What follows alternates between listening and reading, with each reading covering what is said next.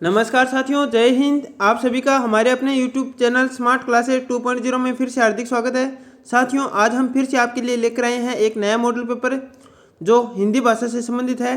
और साथियों, ये मॉडल पेपर 7 है जिसका आज हम आंसर निकालेंगे। और साथियों, ये हिंदी विषय का जो रीट मुख्य पेपर होने वाला है फरवरी 2023 में, उसको आधार मानकर ये जो टेस्ट पेपर है हम दे रहे हैं। और ये मॉडल पेपर है साथियों, इसमें हम सारे जो 30 क्वेश्चन हैं इनको हल करेंगे।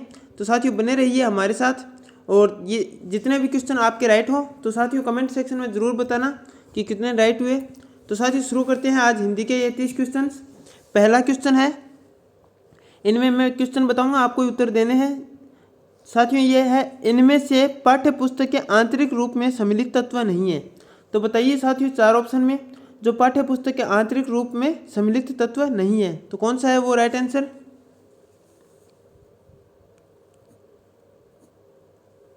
तो साथियों, इसका राइट आंसर हो जाएगा जिल्द। ये सी हो जाएगा, जिल्द, कि पाठ्य पुस्तक के आंतरिक रूप में सम्मिलित तत्व नहीं है। और जो पाठ्य पुस्तक के आंतरिक रूप से जो सम्मिलित तत्व है वो कौन से हैं? भाषा, विषय सामग्री, शैली, ये तीनों तो है, बल्कि इसमें पूछा तत्व नहीं है तो वो जिल्द हो जाएगा। क्वेश्चन नंबर दूसरा देखिए, निम्नलिखित में से भाषा पुस्तकालय का लाभ कौन सा है? तो साथियों, भाषा पुस्तकालय का जो लाभ है वो बताना है। कौन सा राइट आंसर होगा इसमें, बताइए।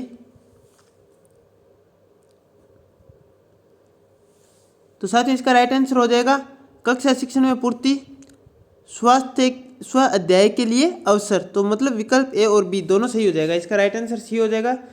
सी का मतलब ये है ए और बी दोनों सही है। कक्षा शिक्षण में पूर्ति, स्व अध्याय के लिए अवसर, जो भाषा पुस्तकालय का लाभ है।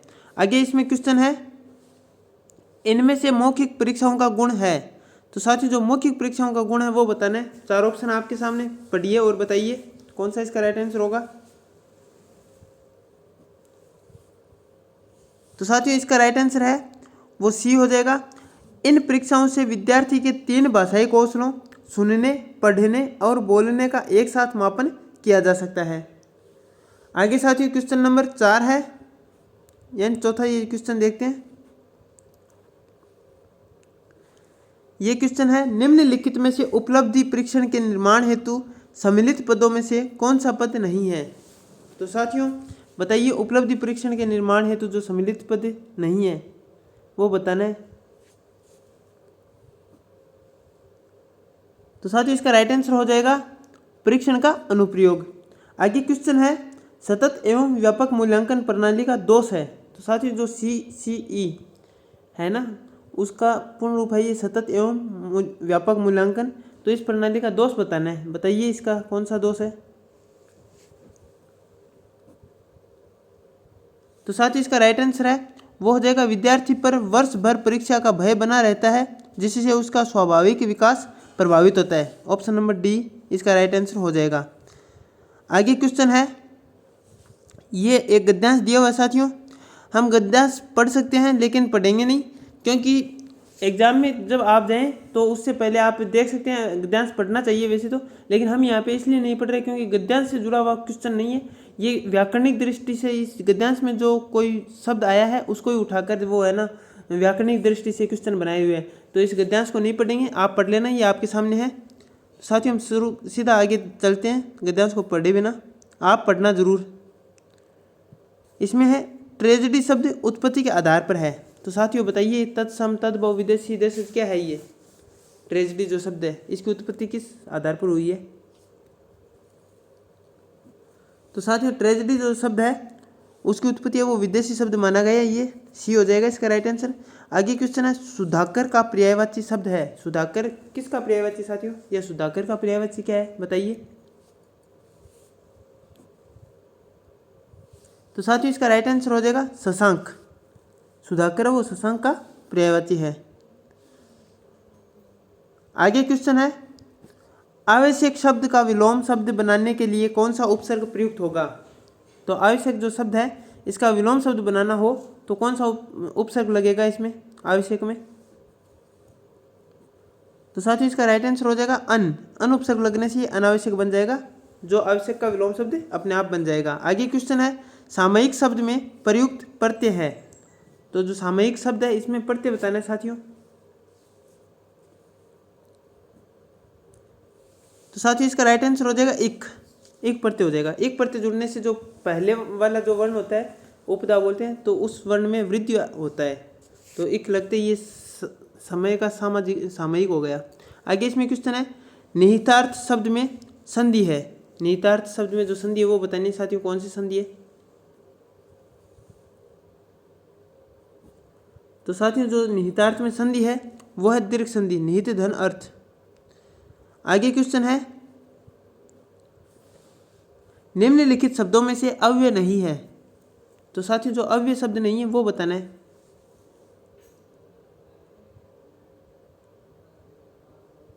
तो साथियों बताइए जो अव्यय नहीं है। तो जो अव्यय नहीं है वो है रचना। ये रचना शब्द है, ये अव्यय नहीं है, बल्कि अधिक, जब, पूर्व, ये सभी अव्यय के रूप है। आगे इसमें क्वेश्चन है, अनुसार शब्द में कौन सा समास है। तो साथियों अनुसार शब्द में समास बताना है।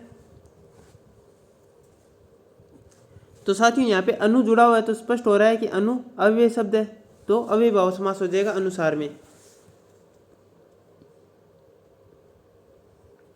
आगे क्वेश्चन है, लोभ शब्द में कौन सी संज्ञा है। तो साथियों बताइए लोभ शब्द है उसमें संज्ञा बतानी है।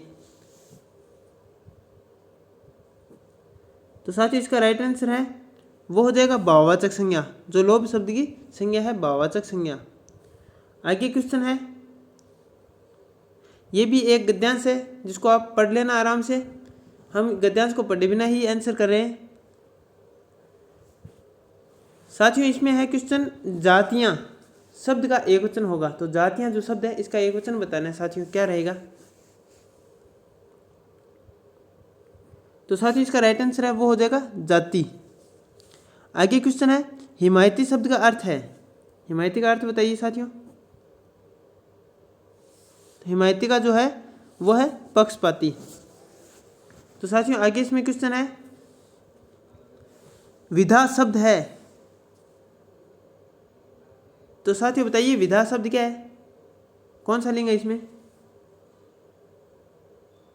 तो साथियों इसका राइट आंसर हो जाएगा स्त्रीलिंग। विधा है वो स्त्रीलिंग शब्द है। आगे क्वेश्चन है, व्यक्ति शब्द का बहुवचन रूप होगा। जो व्यक्ति शब्द है इसका बहुवचन रूप क्या बनेगा। साथियों इसका जो बहुवचन रूप बनेगा व्यक्ति का वो बन जाएगा व्यक्तियों। आगे क्वेश्चन है, राजस्थानी के भाषा शब्द का मानक हिंदी रूप है। तो साथियों इसका अर्थ बताइए, क्या हिंदी रूप बन जाएगा भाषा का। तो साथियों इसका राइट आंसर हो जाएगा भाषा, ये इसका मानक रूप होगा हिंदी का। आगे क्वेश्चन है, वाक्य के अंग है। साथियों कल वाले मॉडल पेपर में भी हमने देखे थे, ये वाक्य का अंग क्वेश्चन था और ये फिर रिपीट हुआ है। आपके रीट मुख्य परीक्षा में भी इन मॉडल पेपर से है ना दावे के साथ कह सकता हूँ कुछ क्वेश्चन रिवाइज होंगे, रिपीट होंगे, तो आप है ना इनको जरूर देखना। तो साथियों बताइए वाक्य के अंग है। तो साथियों वाक्य के अंग ए और बी दोनों सही है, मतलब उद्देश्य और विधेय दोनों है। उद्देश्य कर्ता के अर्थ में हो जाएगा, विधेय है जो बाकी शेष बचेगा क्रिया के अर्थ में या जो भी है वो आ जाएगा। आगे क्वेश्चन है, जो वाक्य मुख्य उद्देश्य एवं मुख्य विधेय से बना हो वह कहलाता है। तो वह कौन सा वाक्य होता है साथियों बताइए, मुख्य उद्देश्य और मुख्य विधेय होता है। तो साथियों वो हो जाएगा प्रधान उपवाक्य, प्रधान उपवाक्य हो जाएगा। आगे क्वेश्चन है, टोपी उछालना मुहावरे का अर्थ है। तो साथियों बताइए टोपी उछालना मुहावरे का क्या अर्थ है। तो साथियों टोपी उछालना मुहावरे का जो अर्थ है वो है अपमानित करना। आगे क्वेश्चन है, मौज मस्ती में जीवन बिताना के अर्थ में उपयुक्त लोकोक्ति है। तो बताइए साथियों मौज मस्ती में जीवन बिताना जो लोकोक्ति बन रही है वो बताना है। तो साथियों इसका राइट आंसर हो जाएगा 8 बार 9 त्योहार। मौज मस्ती में जीवन बिताना 8 बार 9 त्योहार। आगे क्वेश्चन है, विद्यार्थियों को पुस्तकों के माध्यम से भाषा की मूल ध्वनियों एवं लिपि का ज्ञान कराकर उन्हें पढ़ने लिखने के कौशल में दक्ष किया जाता है। इस विधि को क्या कहा जाता है। बताइए साथियों क्या कहा जाता है। तो साथियों इस विधि को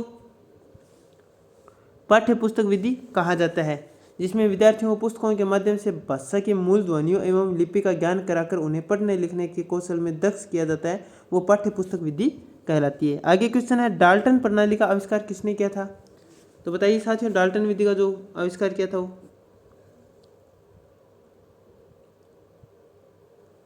तो साथियों, डाल्टन विधि का जो आविष्कार किया था वो था पार्कहर्स्ट ने। तो साथियों, ये एक छोटी सी ट्रिक है इसकी कि जैसे डाल्टन का डाल निकाल लेते हैं और पार्कहर्स्ट का निकाल लेते हैं पार्क, तो कहते हैं ना कि पार्क में गंदगी नहीं फैलाई जाती, लेकिन यहाँ हम इस ट्रिक के माध्यम से ये जान सकते हैं, ये मतलब याद कर सकते हैं, वैसे पार्क में डालो, जो भी है पार्क में डालो, है ना, पार्क में डाला इस प्रकार से, और टन यानी बहुत सारा टन तक वजन बना दिया, पार्क में डाला, इस प्रकार से आप याद रख सकते हैं। क्वेश्चन है आगे, ब्लूम उपागम के अनुसार शिक्षा की त्रिपदी प्रक्रिया में सम्मिलित पद है। तो साथियों, ब्लूम ने जो त्रिपदी पद दिया था उसमें जो सम्मिलित पद है वो बताना है। इन चार ऑप्शन में से कौन सा पद है जो ब्लूम के उपागम यानी त्रिपदी प्रक्रिया में सम्मिलित होगा? बताइए साथियों, कौन सा इसका राइट आंसर होगा? तो साथियों, इसका राइट आंसर है वो हो जाएगा व्यवहार परिवर्तन। आगे क्वेश्चन है, सुंदर अनुलेख की आवश्यक शर्त क्या है? साथियों, सुंदर अनुलेख करें तो उसकी आवश्यक शर्त है वो क्या है बतानी है, बताइए।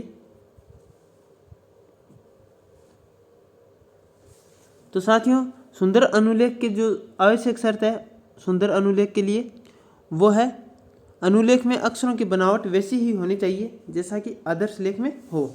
ये राइट आंसर हो जाएगा। आगे क्वेश्चन है, भाषा शिक्षण का दृश्य सर्वे साधन है।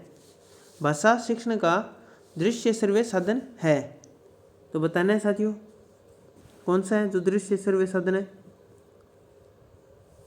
तो साथियों, नाटकीकरण ये है जो दृश्य भी है और सर्वे भी है। तो साथियों, हमने जो हिंदी भाषा से संबंधित जो 30 क्वेश्चन बनने थे, जो रीट मुख्य परीक्षा 2023 के तहत बहुत ही ज़्यादा हितकारी यानी लाभकारी होने वाले हैं और इनसे बेनिफिट होने वाला है। तो ये जो मॉडल पेपर है साथियों, हमने 7वां मॉडल पेपर हिंदी का, ये हमने आज इसके 30 क्वेश्चन निकाल लिए हैं और ये सारे के सारे ऑथेंटिक है। तो आपको इन जो ये क्वेश्चन है इन पर आप आंख बंद करके भी भरोसा कर सकते हैं, क्योंकि ये जो पुराने पेपर्स में आए हुए हैं उन्हीं जो क्वेश्चनों का समायोजन यहाँ पे किया गया है। तो साथियों, ये सारे के सारे ऑथेंटिक है। तो साथियों, आप बने रहिए हमारे साथ और आप अपने जो फ्रेंड सर्कल है या और भी जितने भी लोग जुड़े हुए हैं आपसे, उनके साथ भी ये वीडियो शेयर कीजिए ताकि उनको भी ये फ़ायदा मिले। और साथियों, आप अपना जो फीडबैक है वो अवश्य दें कि वीडियो में कोई त्रुटियाँ रह रही है या मतलब कोई उसमें क्या सुधार की गुंजाइश है, तो वो जो भी आप बताना चाहें तो आप है ना कमेंट सेक्शन में बोल के या लिख के जैसे भी ये बता सकते हैं। तो साथियों, हमें भी ये खुशी होगी कि हम और सुधार करें, कोई वीडियो में दिक्कत आ रही है कहीं। तो साथियों, हमारे साथ बने रहिए, इसी प्रकार आप अपना सपोर्ट करते रहिए। तो मिलते हैं साथियों एक नए वीडियो के साथ। जय हिंद, जय भारत।